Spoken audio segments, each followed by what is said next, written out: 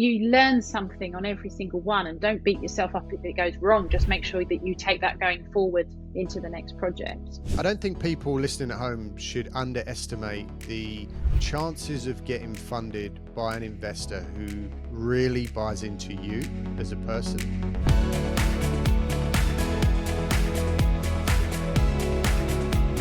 Hey guys, and welcome back to another episode of the Airbnb Nomads podcast. And on this week's Property Education Masterclass, we're joined by the incredible Louise Smith. Now, Louise literally in this episode lays out the entire blueprint that you can follow, that you can implement, that you can achieve the same results with as she has, going from running Sir Paul McCartney's Equestrian Lodge to where she is now, running and owning a very large HMO portfolio alongside her husband. And guys, in between, there are loads of juicy bits: how to source deals, how to build relationships with agents, how to raise private investor finance. It is all there. So stick around and listen to the entire episode. Guys, on that note, if you are inspired by the show, if you get knowledge from this episode, I would implore you to please follow the show and leave us a review. It helps us so much, I can't tell you. If you've got any questions around service accommodation or property or business, leave your question in that review. We'll pull it out, give you a shout out on the show, and also answer that question as well. Until we get to that point, guys, grab a cup of tea, settle in. This is a great episode. I can't wait for you to hear it. Here we go. Louise, welcome. Thanks so much for coming on the podcast. Well, you're very welcome. I'm excited to join you. Thanks for inviting me, Alex. You're very welcome. We've been chatting for a little bit, trying to pull this thing together. So thanks for working with me on that. And here we are, really, really excited. I'll tell you why I wanted to have you on, Louise. For all of my guests, a lot of people reach out and want to come on the show. There's a few reasons why when I have people on, something resonates. And, you know, I've had plenty of people on here that I would consider kind of unicorns, right? Or enigmas. They've found success, but they've done it in a very unique way. You know, maybe for example, some people have done incredible things without any kind of training, which is amazing for them. And that's great. But for people listening at home, I do believe, you know, myself being an avid podcast listener, I always want the meat, right? I want to know the process, the blueprint. And when you got in touch and told me, you know, your backstory, you've had tremendous success, but it's in a little bit more of a traditional way, which I also really, really like, because it kind of really clearly lays out the blueprint of what's possible for people who are listening and watching at home. So I wanted to kind of lay that out in a really clear form for people to pick up and digest and consume, and hopefully go out and do that for themselves. So that's really, really cool. So why don't we start, Louise? Take me back a little bit to where you was before you started property, because I know you've done a lot of stuff, you know, you've kinds of things. So why don't you take us back to just before you got started in the property business? Yeah, we have been in property a long time, so it was a long time ago. But I have an equestrian background. So when I left school, I went to work at riding school. I got my qualifications to teach. But I preferred to work with the horses and train the horses more. So then I went to work on various yards where I was breaking in horses to be ridden and then bringing on youngsters, which I really, really enjoyed. When I was 21, I landed a job at Sir Paul McCartney's yard in East Sussex. So I've worked there and I still work there now. So I've been there a very long time. So I've worked, so with Paul's, I worked there the first investment properties up when I was 26 years old. So equestrian was very much my life up until that point. I really enjoyed what I do, or you know, that was, say, pretty much it then. But I just felt like I needed something else. I'd always had horses in my life. I think I started riding when I was about 7. And I'd done a lot of competing, and every weekend was around the horses. So that was very much my life. And then at around 26, the property bug bit. I found a book, and that took my interest. Not that I didn't want to do the horses anymore, but it's just something different. It was something that I could branch out, and it just took my interest, and alongside my husband. So we met when we were 19. So Louise, can Cool. I ask can I just ask going back to the equestrian kind of interests. I'm not going to pretend I know anything about horses. They scare me a little bit if I'm quite honest, but there's a bit of a connection because my previous boss, his family are heavily into horses, and his daughters, they have 3 horses at the stables in Mallorca, that we've got a common interest there as well. And I'm aware of through him the amount of work that goes into looking after horses. I don't think if you're not in that world, you don't really realize the commitment that goes along with that. No, absolutely. Early starts, late finishes. It, yes, it's really long days. I mean, initially it was it's not the best paid job. Um, but I think I've always been quite of entrepreneurial, and I'd always seen myself have my own business around the horses. That Mm, was always very much my focus, and I wanted to have my own yard and really make it profitable as well as enjoyable.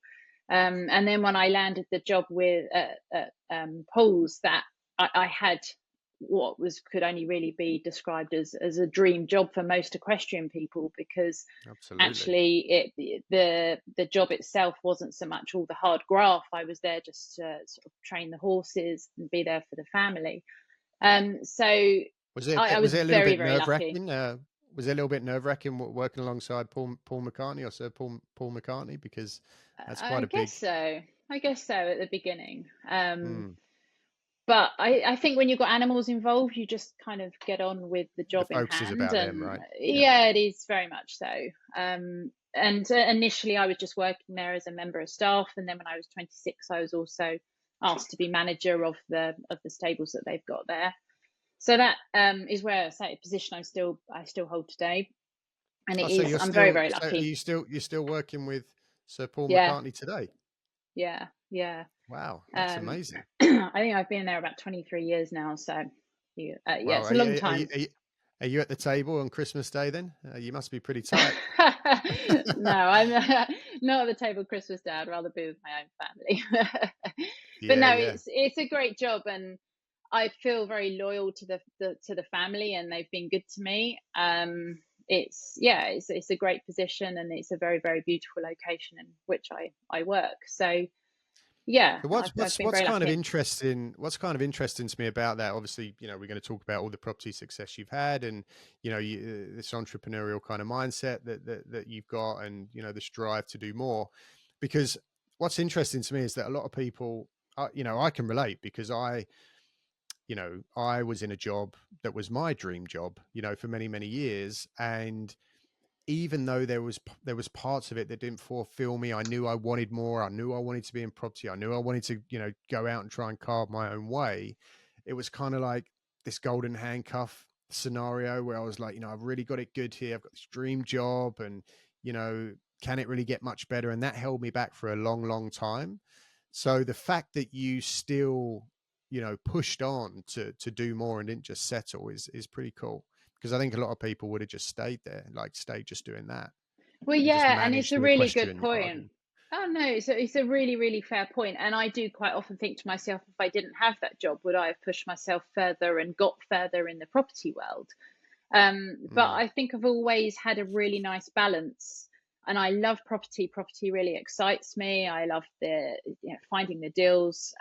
Very creative when it comes to sort of building the business. I don't like all the fine detail. I have people help me with all the fine detail. I'm very, go and get them. I love finding the deals. I like raising the investment, and quite a people person. But with the horses, it's very it's very feeds the relaxing. soul. Yeah, it does. And I'm very, very lucky that I have a good mix of the two. It sounds So like my it. days that I actually am at work with the horses, it's more like a day off. It gives my brain a rest, but my physical body a bit of a workout. So I really do like the balance. So you're 26 when you pick up this magical book, and what was this magical book? Was it Rich Dad Poor Dad? That seems to be the one No, that it wasn't. everybody I did refers to. read Rich Dad Poor Dad very soon after, and it was really random. It was just the first 3 chapters were free, and it was a book by a guy called Andy Shaw. I wouldn't necessarily recommend it. I think he ended up going bust like 10 years later or something. Right. But it was a lot of hype. It was a huge amount of hype at the beginning of this book about how property doubles in value every 10 years. And there was a certain amount of stuff that was just to get the reader reading. And I think I managed to see through some of that. But I think actually he had a really good point throughout this book of making sure your cash flow is king, and actually buying property is where you make your money. So really, there was Sure. a lot of tips in there in finding deals, and I think that really stuck with me. And that's something that I'm still quite good at, is literally going out and being able to find the motivated sellers and build relationships with estate agents to be able to get those good deals. So yeah, it wouldn't be a book that I'd necessarily recommend, but it was like 5 free chapters online, and then you had to press the There was button to enough order the nuggets book. in there to light the fire. Yeah, yeah, no, absolutely. And then my Peter, What we're now was it, married, but we, Louise? What was it that what was the main driver inside of you? Everybody everybody has something, their backs up against the wall, or they're really unhappy at work, they hate the boss, or it's financial pressures, and there's something that makes them start to look, what more can I do? I need more, I need to go for something it's just the more than what I've got. excitement. What It Yeah, was no, just it the was just the excitement. excitement. Yeah. And I Mm, think with the horses, so before getting the job up at Paul's, I did a lot of competing. So we were out every single weekend. It was around the country. I'd also worked for yards where we'd done a lot of displays and lecture demos. So I'd actually performed at the Queen's Golden Jubilee at Windsor Castle, and that was all very exciting. But it wow. was very different at Paul's, because there wasn't any of that. It was just very mellow. I was there to help the family and look after their horses, and it was as lovely as it is, there wasn't the excitement there anymore. And I think that really was just the key I needed to something a little bit different. I was 26 years old, and I think I was just ready for a change as well, but without ditching what I already knew. So yeah, it really was the excitement. And I think then I got on this journey of self-development as well, which I'd previously, and as I say, my jobs that I'd had were lovely, but they weren't people jobs. I'd come out of school when I was as soon as I could, because I didn't particularly enjoy school. And I think actually property is very much a people person. I had to go out networking, and I had to meet people, and I had to go and face my fears and make offers. And I think that became a little bit of an adrenaline almost, that I was pushing myself out my comfort zone in order to better myself. And I think that was I quite think, yeah, obvious.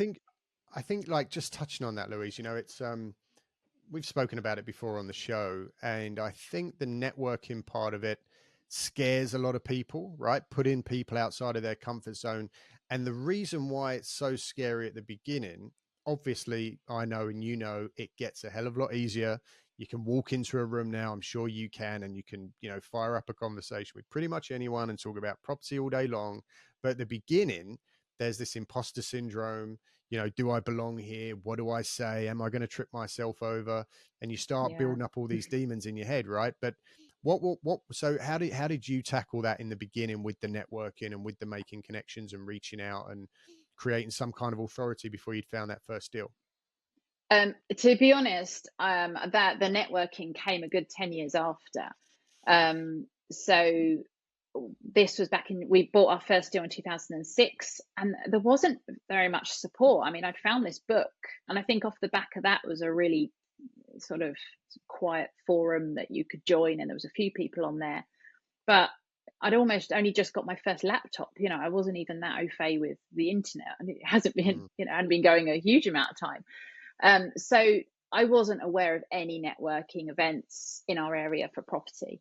So it was a little bit like the book was my Bible, but that was really all I had to go by for a very long time, and just sort of repeated what was working. But it wasn't sort of fast forward to 2016 when I actually started taking some training with different people, that I was then persuaded to go out and actually network. And you're right, I was terrified. And by this stage, we'd actually built up a business. I didn't necessarily have imposter syndrome, because I kind of felt like I knew what I was doing. But in order to make the business, or take the business to the next step, I knew I had to go and mix with people. I had to go and meet some other people in the network industry. So And that period of time between reading the first book and doing your first training in 16, was it you said? yes, it's 10 What years later. Yeah. 10 years later. So in that 10 years, what happened? How did the business kind of grow? And what was it? Well, it was just so the first property that we bought was a one bed flat. I bought it very below market value. We bought it just, in fact, that actually went through in 2007. So just before the crash that came, and everyone thought I'd gone absolutely mad because I'd gone and bought property at a time when everyone was just like the world was crashing down around us. But I'd got it at such a good price that even when we had it revalued after we refurbished it early 2008, and we were still able to pull some money out of it, not quite as much as we'd hoped, but it was still worth a good amount more than what we'd bought it for and what we'd spent on it. So then we used that You must have pot. got a hell of a deal when you bought it. If you Yeah, we was yeah we making did. money in 2008, no one else was. No, quite. No, we were very lucky. And I will say there was some luck on my side because it was my first deal and it doesn't always go well. But um, say my Bible had told me to how to find motivated sellers, and that is exactly what I was looking for. And we were able to renegotiate a little bit once we knew what was happening in the market as well. So no, we were And lucky. then what was the financing arrangements around that, Louise, if you don't mind me asking? Was there anything creative around that? Was it just a simple, No, no. simple purchase with a bank, with a mortgage, cash? Very boring. Yeah, Birmingham Midshires as they were there Yep, back then. We took out I believe actually, now you say that, I think it was an 85% loan to value mortgage. I think when they yep. were still doing buy to lets at 85%.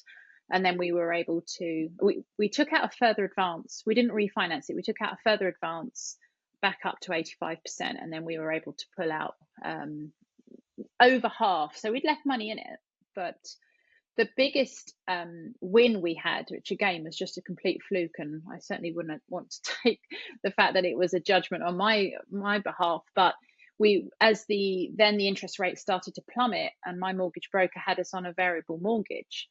We Nice. then found ourselves that we had this property that was cash flowing about £500 more a month than we ever expected it to. So it Yeah. became a very, very lucrative single let property that was yeah, for all the sleepless nights that I had at the time and very much pushing myself out my comfort zone in every way, shape, or form, because this is not something that it wasn't in my blood. My family didn't do this. I didn't know anybody that was doing this. I just had this drive that I knew I could make it work. So my husband thought I'd gone mad.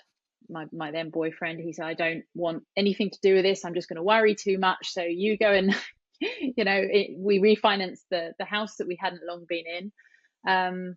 But yeah, after that deal, he was like, okay, I see what you're doing. I'm on board, which was Because great.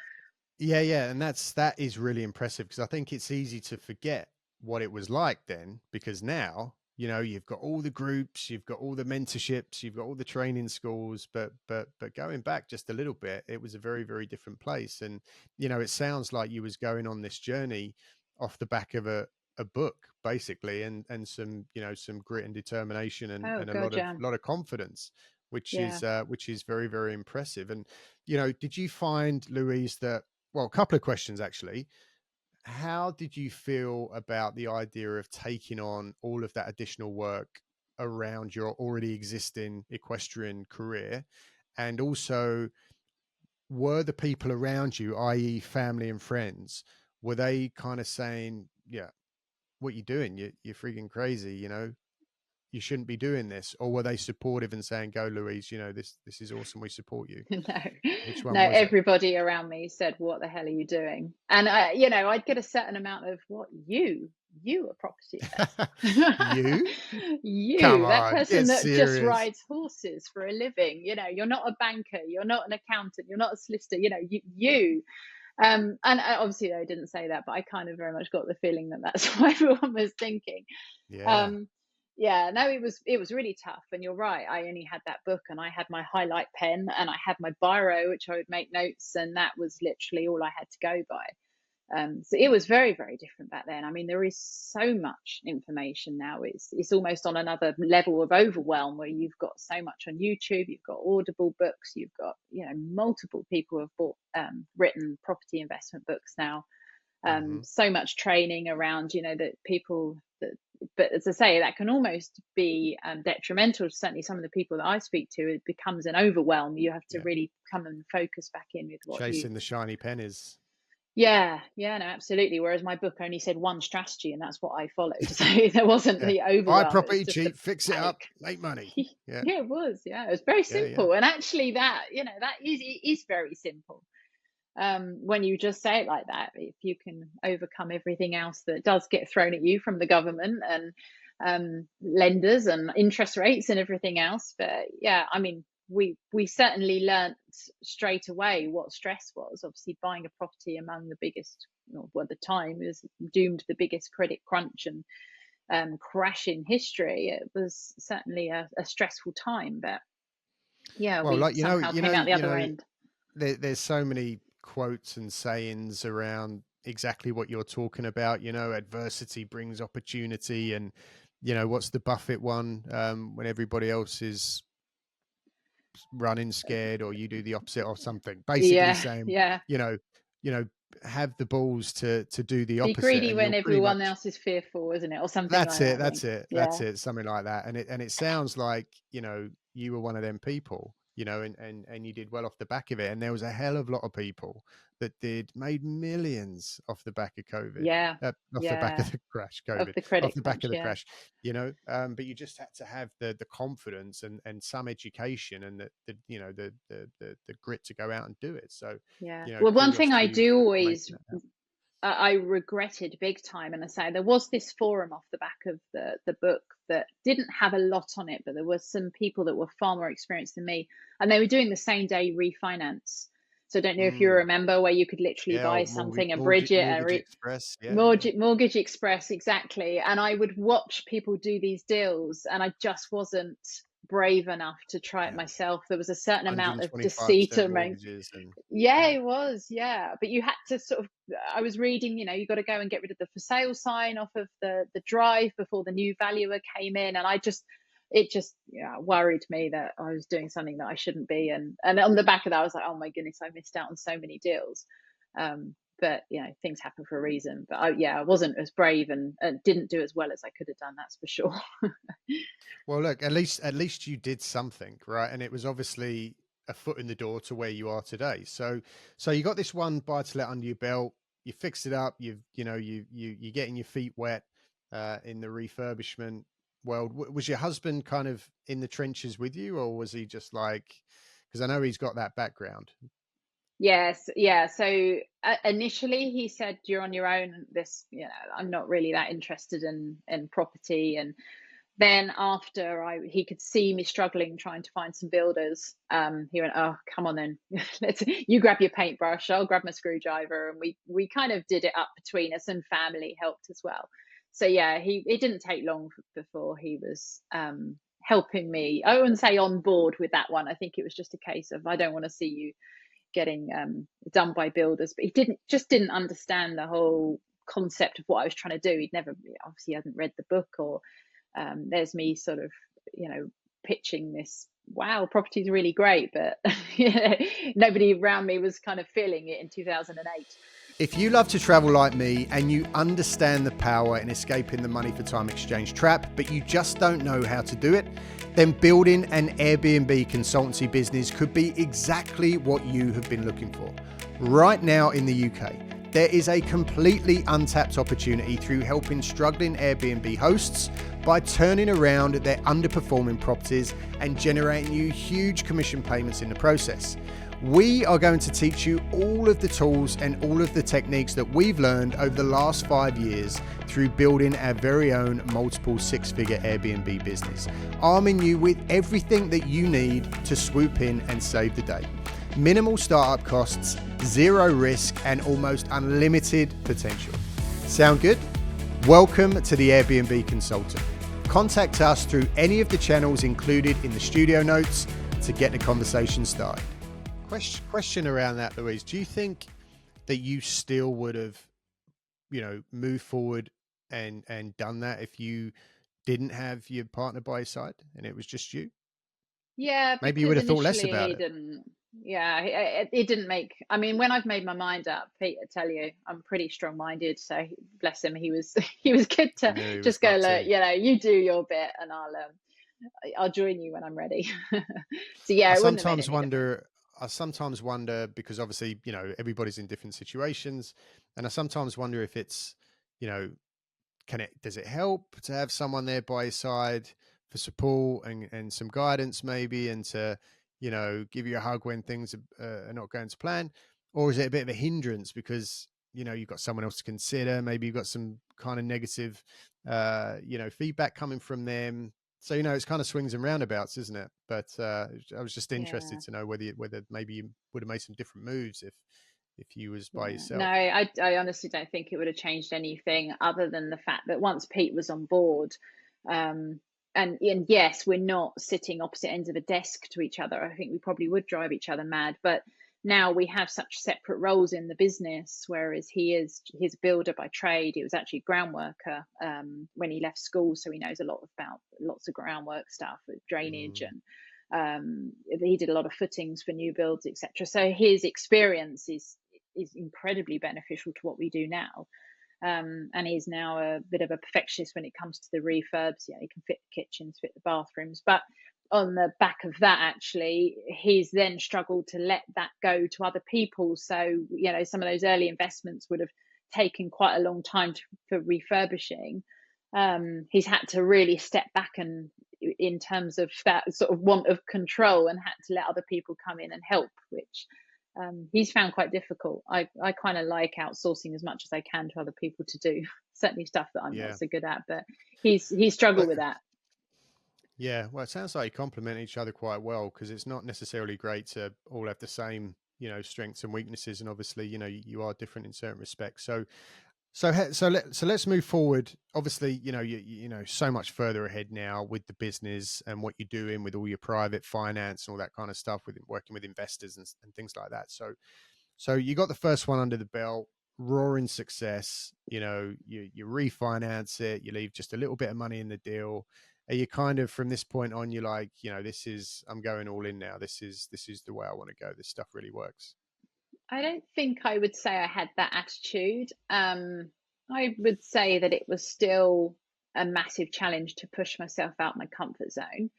I As I said, I seem to have a bit of a natural knack at finding deals, which, in fairness, was a lot easier back in 2008, 2009, 2010. And I got some cracking deals, and some of them, my anxiety was, or maybe the money wasn't. I mean, it's difficult to remember, but I think it was probably a bit of both. That anxiousness of, wow, can I do this? Can I push myself? That's a lot of money. And a few deals did fall over, and sometimes we look at each other and go, my goodness, we actually, now what it's worth now, and what we've effectively lost. But that said, the next deal that we had came up in a village that I was brought up in. So I knew it very, very well. I knew what the prices were, and it came on the market. I actually offered when it came on the market. Somebody had offered more, so it sold to somebody else. And then about 2 weeks later, the agent phoned me up and said, look, that's fallen through. Would you be interested? She's very, very motivated. I think she'd take an even lower offer. And we bought that property at an absolute steal. Probably still one of our best investments. It was just ridiculously cheap. And that gives you the confidence to go, right, okay, this is a safe new investment, because I knew what the properties were worth in that village. Everything we've bought, and even to this day, is within half-hour drive to where we live, because for a number of Brilliant. reasons. Obviously, Peter was doing all the refurbs, but also I know the area really, really well, so I knew what was a deal. I didn't have to go back and analyze things through loads of spreadsheets and look at millions of comparables. I know that's a really, really good deal. You I knew can it. offer. I can, yeah, it comes, So yeah, much, second so nature. much wisdom, so much wisdom in that. And it makes so much sense. And we always bang the drum about this, people that go and, investing all over the place, from Scotland down to, Bournemouth and, Wales and all over the place and even overseas, and maybe some people do make it work. But for us, we're like, there's property everywhere. Wherever you are, why not just invest close Yeah, to where you live? You can make deals work pretty much anywhere. So stick to where you've just proved you knew the price immediately. So you can immediately go in with your offer and seal the deal without risking losing it through spending 3 days doing analysis. So that is absolute gold. And anybody listening at home who's new to property should definitely take that on board from Louise. One thing that I just want to dig into a little bit more. You've said a couple of times that you're really good at finding the deals, which we all know. Or once you're in property, you know that if you can find the deal, then the rest will come. The money will come. The investors will come. Everything kind of slots into place when you find the deal. When you can find a deal that really stacks. So, what can you just tell us a couple of like golden like little nuggets that you were able to implement to find these deals? yeah, certainly. One would have been area. Let's say know when something is coming on the market that's a bit cheaper than what it should be, because the chances are you've got a motivated seller behind that price. And also, in terms of just being within a half-hour drive, one of the things is I knew if an estate agent was to phone me up and say, look, we have got this property, or yeah, I see it on the internet, or hear about it word of mouth, whatever it is, you need to be there within a couple of hours, because certainly Mm, if it's an estate agent, they're going to be phoning two or three of their people, their yes, investors, their well-known in their people. black book.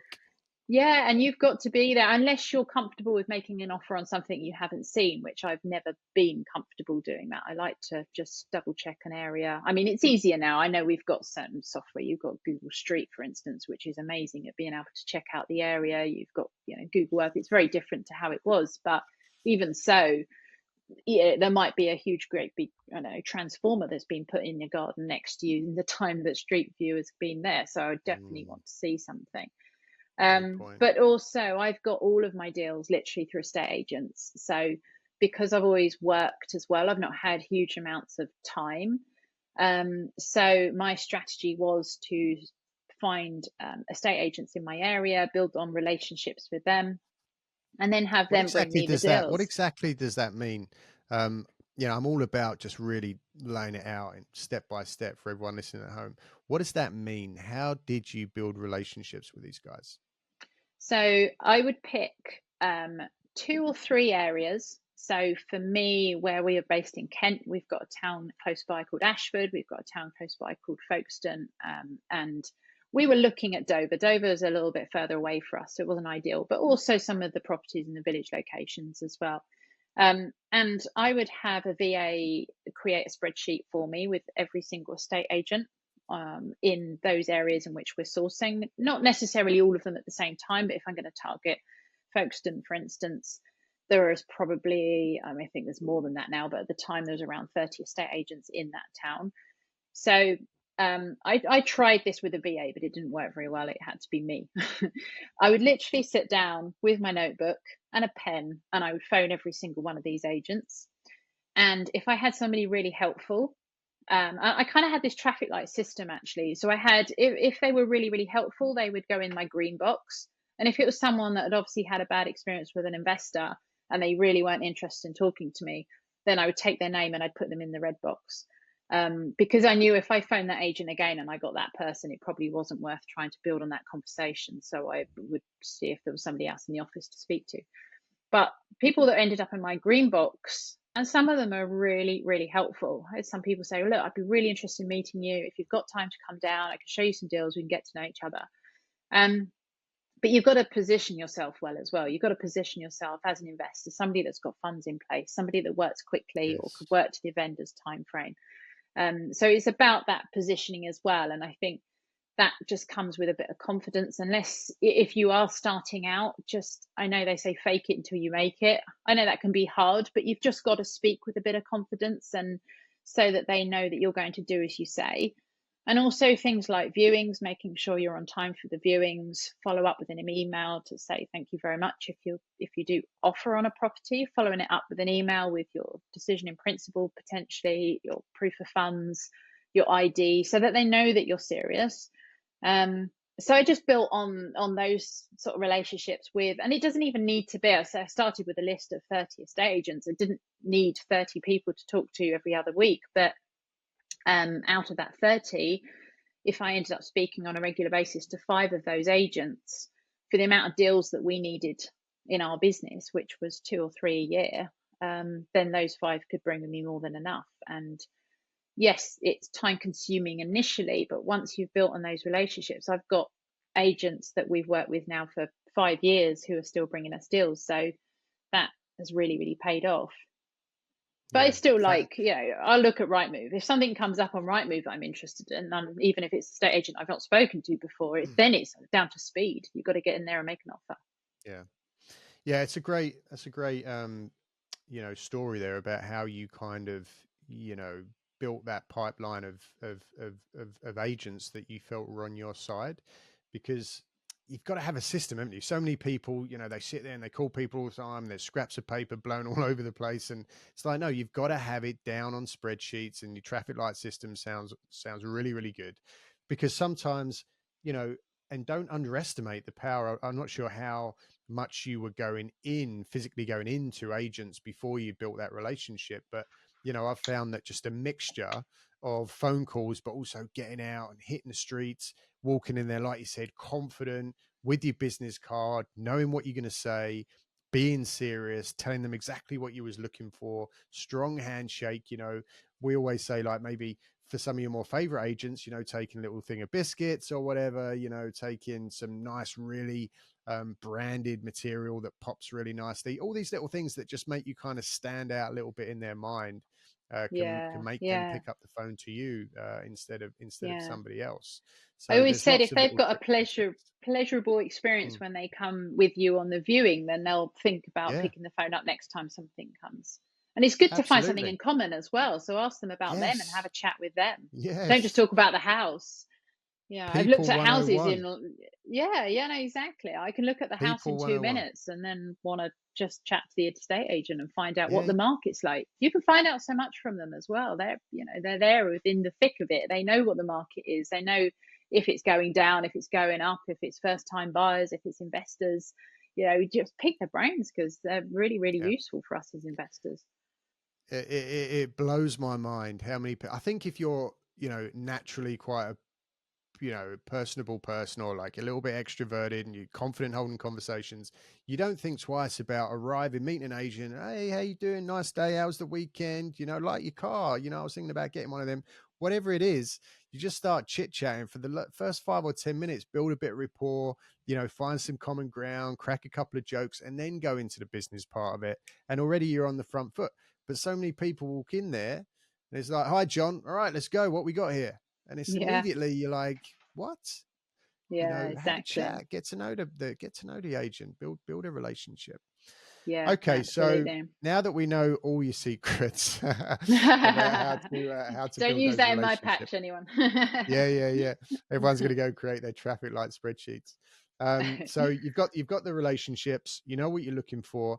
One other thing that comes to mind before we move on is you said about having funds in place. And I know that I'm always super conscious when people are listening. They're like, yes, but how did you do that? And I always try and want to ask the questions. So obviously, there's people listening to that. Well, that's great, Louise. I don't have the money to be ready to pull the trigger. So what would you say to people who are, early on in the journey, and it's the whole chicken and egg thing, right? How do we get the money before we've got all the case studies and the history and all the projects under our belt to go to investors? So how do you solve that problem to be able to walk into an agent's and go, that's what I want. Here's my offer. I'm ready to go, and genuinely be able to move forward quickly. Yeah, it's a really, really good question. And we were lucky enough to have our own pot. We started with nothing, don't get me wrong, but where we had bought our own property and Peter had renovated it, so we were able to pull some money out of that. So we did have a small pot that we were recycling, which was much Mm, easier in the early days. I mean, I didn't even know it was a thing to use private investors back then. And we would use for a bit, we would wait for a bit of capital growth as well. So by the time we were refinancing things, obviously, it was starting to go up and we could pull out a bigger pot.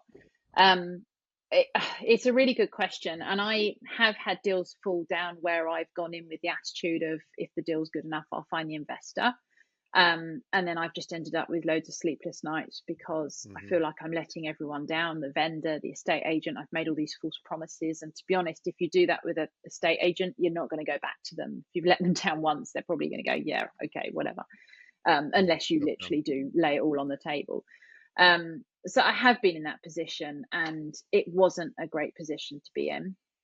Um, I think social media has helped me up my profile, some of the training that I've been on where I've met certain people, and they've become investors.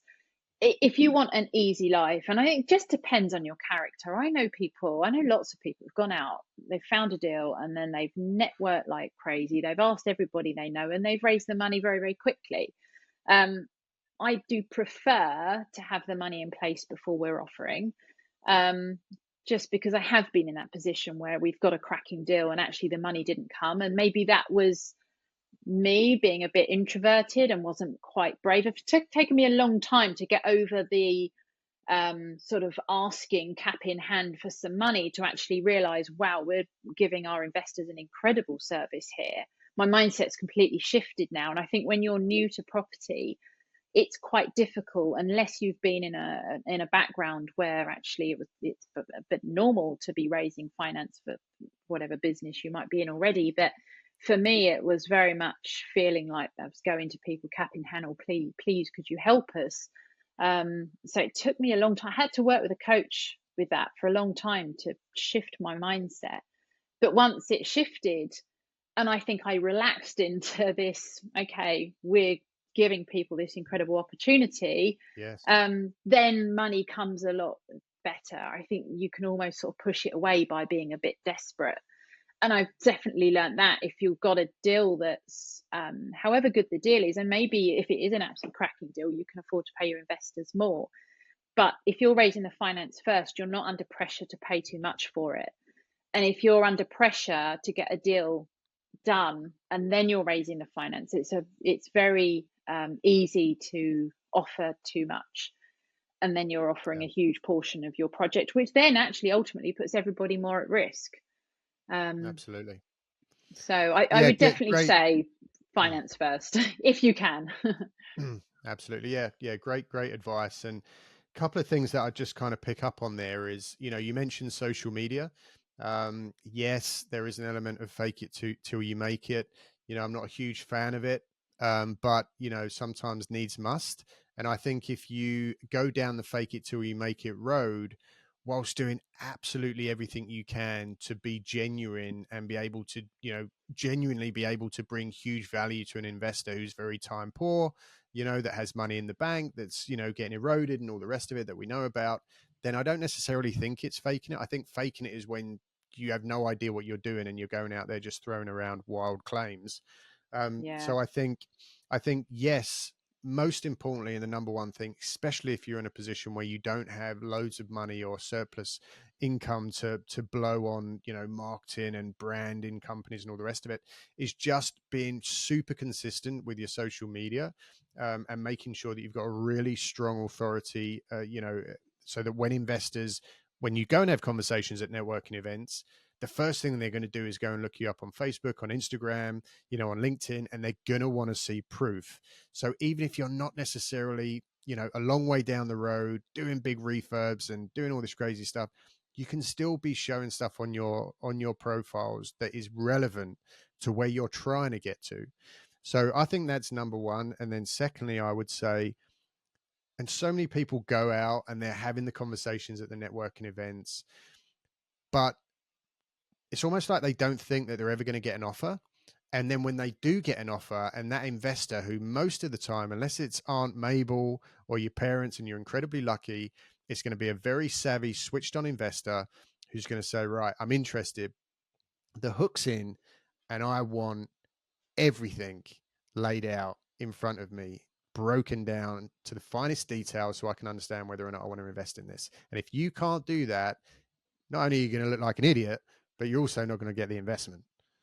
Yeah, yeah, 100%. And I think that's only fair enough. If somebody's going to give you a good pot of money to do your deal, Sure. then I would certainly want to see the same. I'd want to see it all laid out and know their experience, and 100%. Yeah, I wouldn't ever say fake it till you make it with an investor. I was more referring to the estate agent. Mm, um, but no, I think you need to be very, very honest. I mean, it depends what your values are. My values are very much trust and honesty, and um, loyalty. And if somebody breaks that, I know that that's perhaps not somebody that I want to work with, whereas other people might have different values. I think finding those values that match, it's quite different if you're going to joint venture with somebody where you've got that share of risk and reward with a project. yeah. Really do believe you need to know them really, really well, because there's so many elements of that sort of deal that can go wrong Yeah. when they've got one idea and you've got a different idea. It's a little bit easier to match somebody that's an angel investor and they're coming along and they actually just want a good return on a debt base. And we've had people. It's incredible. I had a phone call. He'd followed me on social media for a while, and was quite happy to invest the next day. I mean, for me, I'd only just met him, but he'd been following me for a long time, so had seen my story, seen our projects, looked at our website, so he had the confidence. Whereas I've got other people that want to come and see the project, want to meet my husband, want to ponder, want to speak to other investors that have been with us for a number of years, want to see a couple of loan agreements, yeah, and they really, really do their due diligence, and it's different for everybody. Everyone's level of risk is slightly different. But I Yeah. do think I as don't, I a don't, I don't think that people listening at home should underestimate also the chances of getting funded by an investor who really buys into you as a person, who really aligns with your values.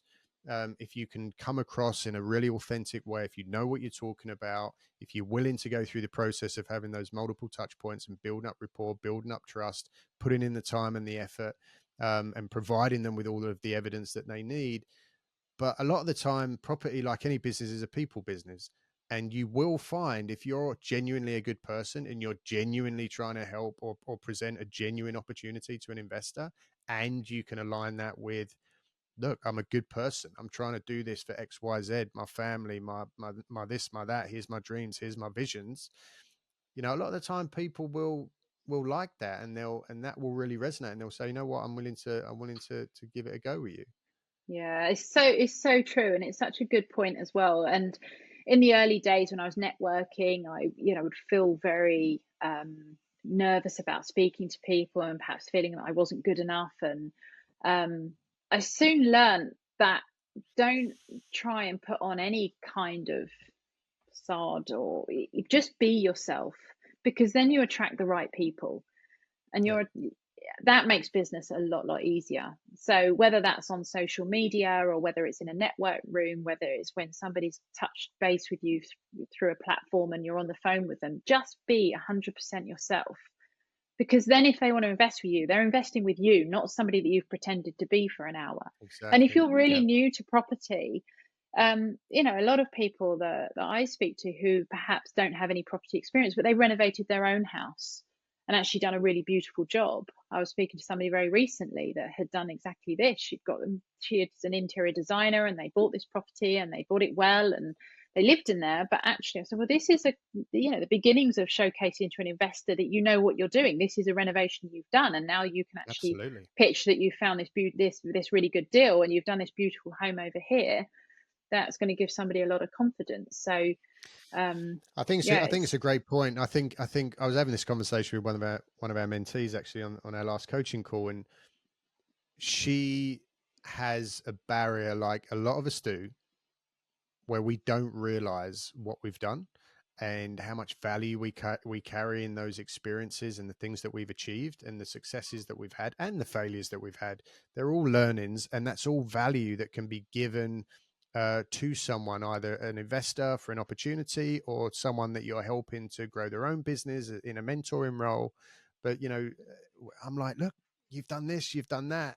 There's huge value in that. You got to have more self-belief, and it's actually selfish to not give that value, and all that experience to other people, spread the love with that. But so many people kind yeah, of hold it inside and have that imposter syndrome. yeah. No, it's very true. It's very true. It's just be yourself, and yeah. Right. I'm ready to hear the next level when we go into the stratosphere here with all of your cool HMO projects and flips and all the rest of it. So tell us more. Yeah, so I think it was around 2015, 16. We had just built up this steady sort of small portfolio using a bit of capital growth and by refinancing projects that we had refurbished and bought very, very well. Um, and then around 2016, we did some flips just before that. So we'd grown the pot of cash to go forward with. But then I did some training, and then having told myself for a long time that I didn't want anything to do with HMOs, it looked like a complete headache. Singlets was the way forward. Then I learned how good the cash flow was, and actually I wanted something to get my teeth into a little bit more challenging again. The singlets were great, but they're very vanilla. They get a little bit boring, I suppose. I wanted that excitement back. And I was seeing online some people doing these incredible co-living and Mm, okay, I want a bit of this. This looks really good fun, and I'm quite passionate about our tenants having a really good experience in our homes as well. So it's a really good feeling for someone to walk in and go, "Wow, I love this," and that was a drive as well for both of us. So we bought our first HMO with a joint venture partner. And we had it as Peter managed the whole refurb. We did it with a bit of mixed natural materials, like we used a lot of sort of the brick slips and the wood to make features, and it was really, really beautiful. The learning off the back of that, as we then went and used a letting agent to rent it out, they weren't very good at all. They managed over about 6 months to fill it with 6 tenants, but one of them was a really bad egg. So very quickly everyone left, and we were left this property that really needed to cash flow at this vital time. After doing the refurb, and it actually just sat there empty, and we were like, oh my goodness, didn't account for this. So I had to learn quite was it quickly. your sorry, Louise, was it your plan to keep it under the, you know, the sui generis Yeah, planning always has been. restrictions? So so that's your model, Yeah. to stick with 6 and below?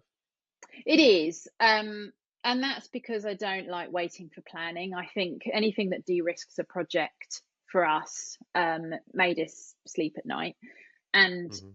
I mean, particularly now we look at stuff and would love to get creative, but we've had a certificate of lawfulness now in with our local borough council, and it's been 2 years for a decision. I mean, it's ridiculous. I know somebody who's just been turned down for planning, and he's stuck on bridging, and he's now pulling his hair out. And Oh, I think that was just to gives me de-risk anxiety it just for us. hearing that It situation. does. Yeah, no, absolutely, absolutely. So our strategy always was, let's just, yeah, it's quite a jump going from a single. I mean, some people do it with their eyes closed, but for us it was a jump going from a single let to a HMO. All of a Absolutely. sudden you've got licensing requirements, you have got planning issue. I mean, we weren't sure whether there was this thing called Article 4 in the area, so I had to research that. We were lucky there wasn't, so we weren't restricted to the Has it six come in bedrooms. since you've been investing, Louise, where you No, are? I'm touching wood. No, no, we're Although very if it did, lucky. your properties would skyrocket, True. right? Yeah, no, absolutely. It's, yeah, a caveat with that one. But um, no, so Just for the we people, kept the just model as, I should probably just explain that real quick for anybody listening at home. So Article 4 is basically the removal of permit development rights to go from C3 residential to C4 HMO. So you can do that without planning. But in our Article 4 areas, you know, you do have to go through some more planning hoops. So the theory is, if you've got ready-made HMOs and then Article 4 comes in, all of a sudden you need planning for permit development, gets scrapped, your HMOs obviously go up in value. yeah, yeah. And also if you want to go above 6 bedrooms, if it's not an Article 4 area, you have to also go into the planning regulations as well. So yeah, we stuck to 6 bed. That's what we have stuck to, and it works in our area. I wouldn't say if an 8 bed came along, then I certainly wouldn't say no, but it would still have to stack for me in the 6 bed. Or Yeah. if it was a 7 bed, it would have to stack at the 6 bed, because I just want to de-risk any project that we've got. But yeah, that Louise, that did go. you said that that project was with a joint venture partner. Can we just spend a couple of minutes on that? Because that's a huge you know, part of the process there. It opens up doors for people who maybe they can't necessarily finance the project themselves, and maybe they can bring a lot of sweat equity Yeah, to, you know, a cash rich, time poor joint venture partner. But the caveat to that is we know that there's a lot of risks that go along with, you know, joint venturing, because if you don't align, all shit can break, can go to hell real yeah, quick. So yeah. can you just talk us through how that worked? So yes, so we were now stepping up a notch where we were investing. The properties were a little bit more money. This particular property was a very large Victorian, I think it was a 4-bed residential property. So we didn't have the money to finance that. So we used this investor as an investor, a finance partner, and then we were a delivery partner. So I found the deal. We did all the refurbishment and all the paperwork involved in the licensing, etc., all the certificates. Just to And be then really it was, clear on that, are you saying that your joint venture partner funded everything and you purely just brought all the sweat equity? yeah, Was that the breakdown? exactly. Yeah, Okay. they funded everything. We just delivered the whole project. And then we went 50-50. Actually, she ended up buying us out at the end of the project. That worked for us, it worked for her. And then we went on and decided to use angel investors going forward. So actually, the next project that we did, um, we didn't have a lot of money to put into that project, but we'd started by this stage. I started doing some training and I was networking a lot more. So I was having opportunity to borrow money on a fixed term, which is more lucrative for us than giving away 50%. Sure. Um, so we were back then, I mean, we were getting fixed rates on sort of 6%, which was pretty cheap, but a lot better than Absolutely. what they were getting in the bank. So it worked both ways. So our next two HMOs were funded completely with angel investors, and then we were able to keep more of the profit for ourselves. But um, we would obviously refinance the project once it was done, and then a chunk of that money would go into the next. But where we're investing in Kent, that there's not many deals that you would take all your money back out of on refinance. There's always a pot left in there, and then that investor would be someone that's happy to keep their money in for a longer term, and then we would pay them a sort of interest every single month out of the cash flow.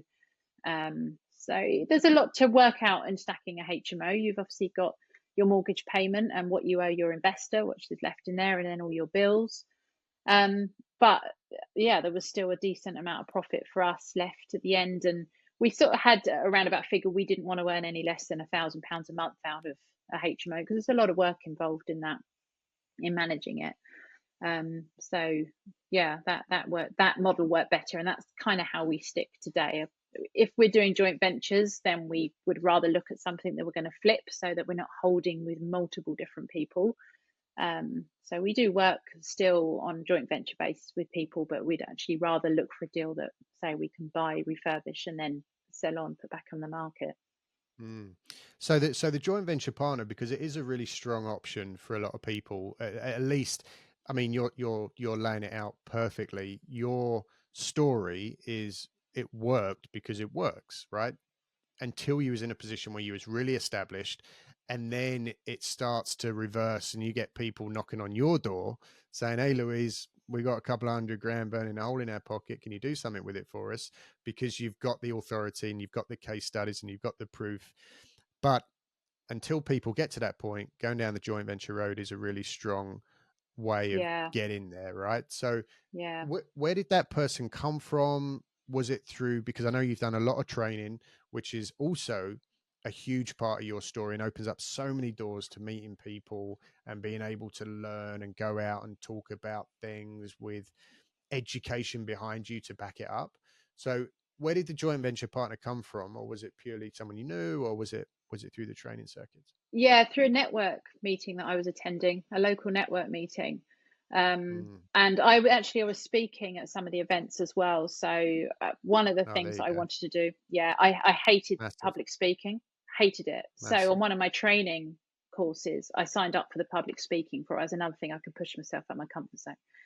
And I ended up speaking at 40 meetings around the country in that period of time. This was quite busy. A lot of them were online because actually later on that it did go online as well. But yeah, so I was speaking at an event.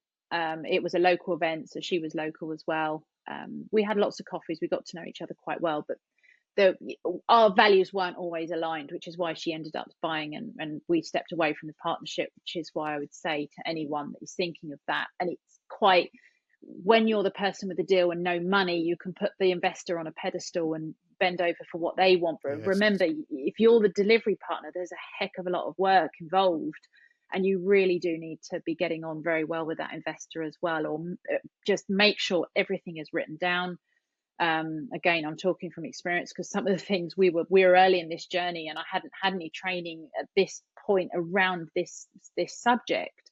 But if you don't have everything written down, if you do hit a problem, it's like, well, I said this then, well, I said that then, and then it can become a little bit.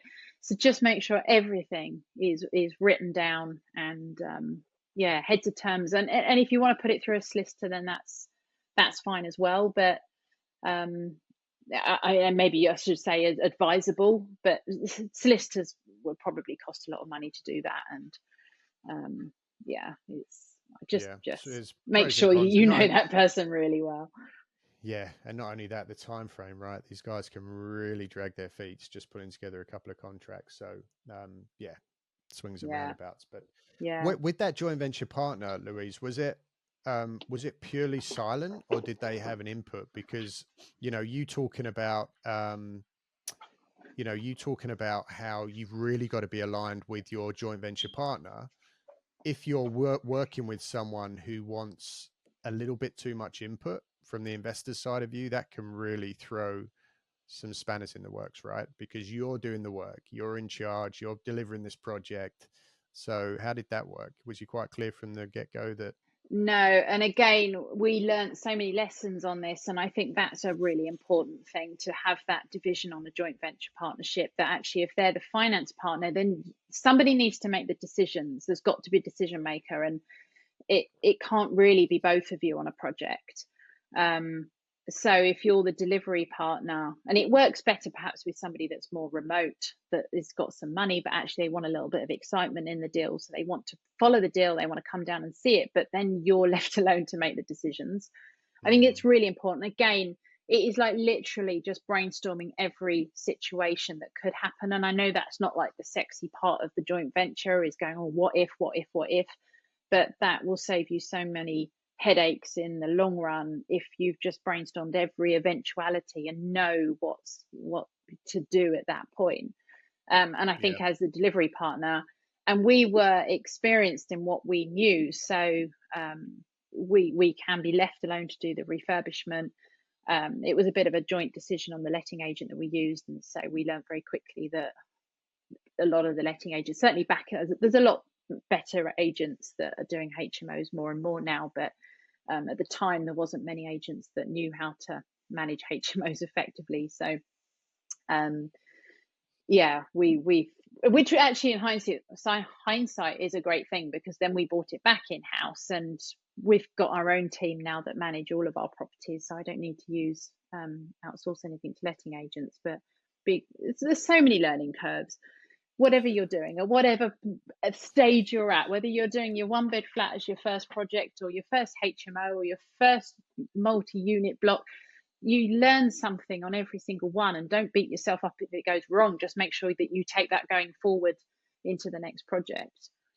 That's really important. You beat me to it. I was literally just going to say, as I'm sitting here listening to all of these things that you've been through, and there's so much learning there. There's so much knowledge that you now have through the experiences, the life of hard knocks. Essentially, you've made six. You're there now, right? You're established. You've got the portfolio, and you've got the guys that are managing the projects and doing the lettings and all the rest of it. But in order to get there, so many things you've had to learn. So many sleepless nights. So many courses, so much time in the classroom, so many books that have been read, and sleepless nights spent. So, and the reason that I'm saying that is because it's so easy to listen to these stories and think, and to pedestalize you and to pedestalize every other guest that I've had on the show. And you're great, no doubt, and you've got distinctive qualities, but the root part of it you and everybody else shares that comes on the show is just this this just moving forward in one direction, and you get Yeah. knocked over, you get back up. Well, that sucked, but the next time I do it, it's going to be better.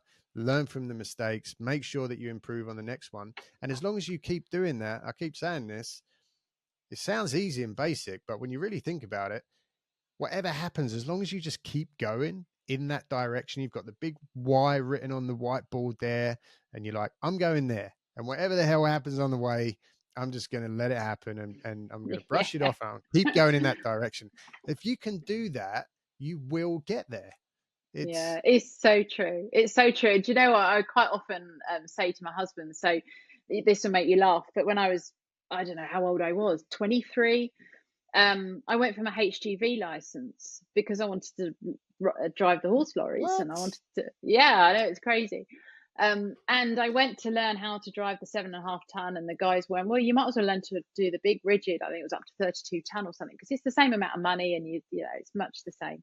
So I went, yeah, okay, why not? So I would drive this great big lorry around.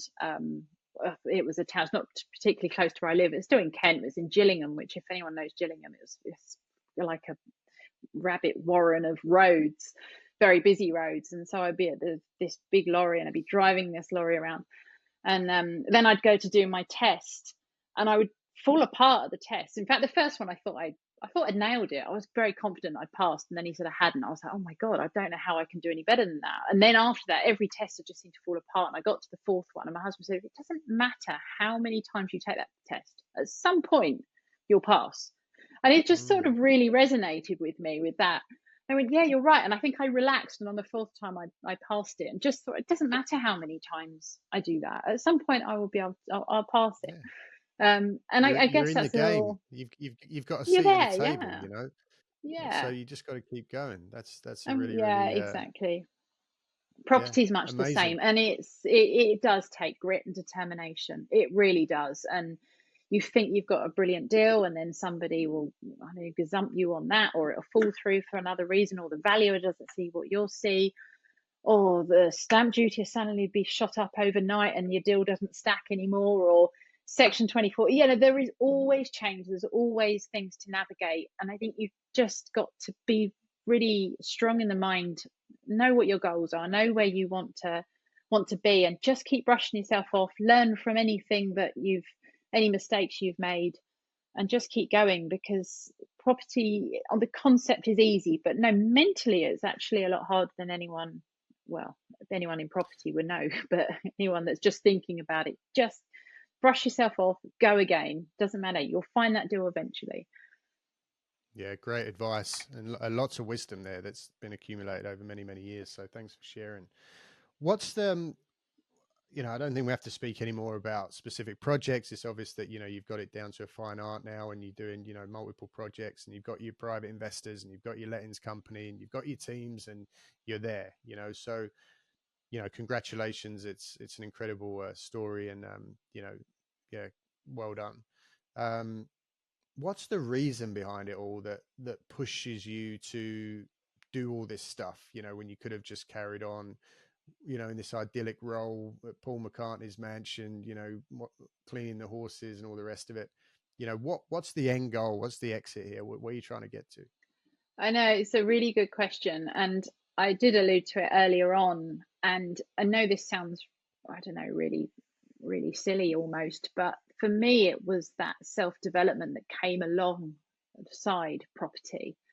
Um, and that has been massive for me. I've grown at exactly the same rate as our business. As a person, I had to. And that's almost like a bit of an adrenaline rush, or to give yourself a pat on the back that you've succeeded and you've turned that deal around. So yes, of course, there's a monetary goal and, you know, reason for doing property, very much so. And it can be very, very lucrative if you get it right. I mean, it can be quite dire if you get it wrong. But and we've done both. You know, we've certainly had deals that have cost us more than we thought they had, or the contingency wasn't quite enough and it's more rotten than we thought, or whatever. But get it right, it's very, very lucrative. But for me, I think it's just been that consistency of I'm going to push myself. I'm going to do this next, and I'm going to do this next. And I do love the excitement of turning a really run down, smelly, damp house that might have sat empty on the market for 2, 3 years into something that people walk into and go, wow, this is beautiful. And then you've got this bidding war on the rent because people want to live there. That's, I mean, of late, that's actually not been a great thing. It's great for business. I don't like to see so many desperate people wanting to rent, and that's a whole new subject. But the demand has been through the roof. But to be able to provide these really lovely, warm, comfortable homes that people can call home is a huge part of what makes it enjoyable for me, for us, Yeah. both of us. Yeah. And I think what you said about the self-development part is massive. There's something that, carving your own way and being in control of your own destiny and deciding how big you want to grow it or what it is that you want to kind of venture into and how you want to develop in all these different ways. And, that obviously, helps you grow as a person, the public speaking, having people look at you a certain way, as a business owner, there's a hell of a lot to that. And, I love it. And I would implore anyone who's got even an inkling to want to know what that feels like, to give it a go. You don't have to go all in from day one and quit your job and sell everything and go crazy like some of the stories you hear. You can start slow, and you can start reading books and listening to podcasts and, doing a bit of a side hustle until you get to a point where you've replaced your income, and then before you know it, you're on your way. So, Yeah. yeah, I think there's nothing better, and I wouldn't change it for the world. Even though you take it to bed with you, you wake up with it, it's in your head every weekend, but it's your baby, and Yeah. there's a Yeah. lot to that. I think it's really, really cool. Yeah, Um, absolutely. so I wanted to ask you something else, Louise, as we start getting kind of towards the end here, as the clock is spinning round triple time like it always does on these podcasts. Um, I'm a big advocate for mental health. I think there's a way too many problems in the world today, and I think a lot of it's to do with people beating themselves up about not achieving enough, not doing enough, not being good enough, smart enough, driven enough, because of all this comparison stuff that goes on with social media. And again, I'll come back to how a lot of our a lot of our viewers and listeners, it's very easy to pedestalize you and other guests, who are having success in their life, and it's very easy to think that you've got it all worked out because you lay the story out and it all sounds very idyllic and easy. Um, but as we all know, the reality is there's a hell of a lot of hard work, a lot of sleepless nights, probably a lot of crying gone on over the years, with challenges and things gone wrong and dealing with investors and banks and blah, blah, blah, and all the rest of it. It's hard. So the question really is, with all this on your plate and building businesses and having the family and dealing with everything that you've got going on, spinning all these plates, are you happy in yourself? Are you happy in your heart and your head? You sleeping well at night? How are you mentally?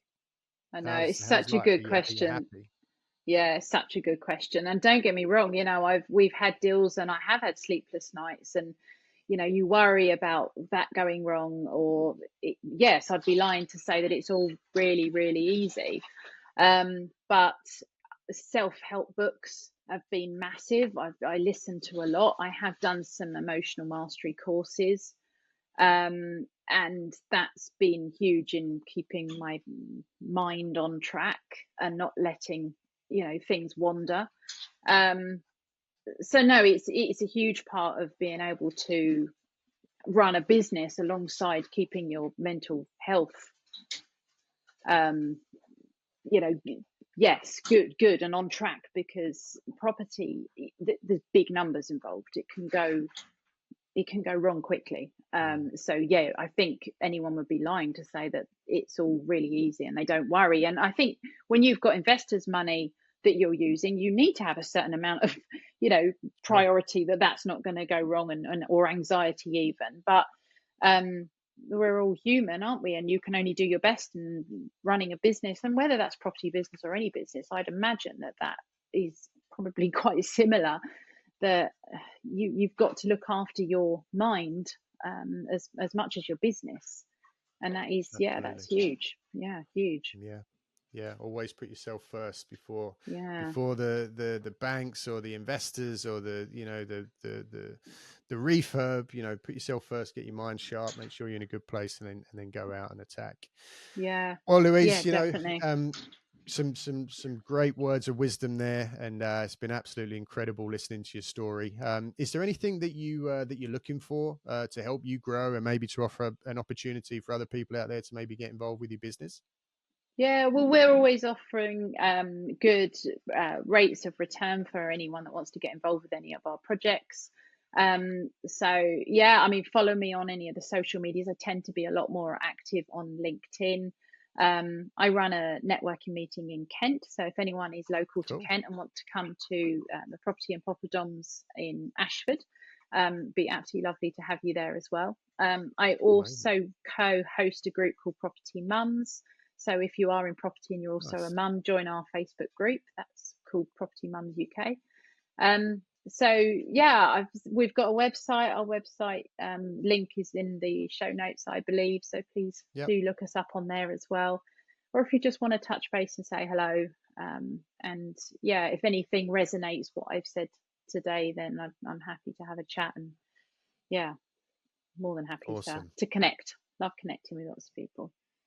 Brilliant. Guys, we're going to put all of Louise's information in the show notes, all of her contact information and social media handles. So please do reach out and get yourself down to that networking event and kickstart your property journey. Lots of stuff to learn from Louise, so don't be afraid to reach out.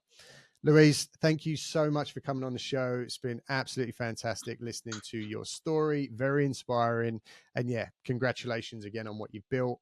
So much that you've done and so much more to come, no doubt. So we shall Thank you. continue watching and learning. So It's thank you been so really much. enjoyable. Yeah, thank you very much for having me. Really enjoyed it. Brilliant. Thank you very, very much. And to everybody listening and watching at home, thanks so much for tuning in. And we'll see you again next week for another episode on the Airbnb Nomads podcast. Until then, take care and see you then.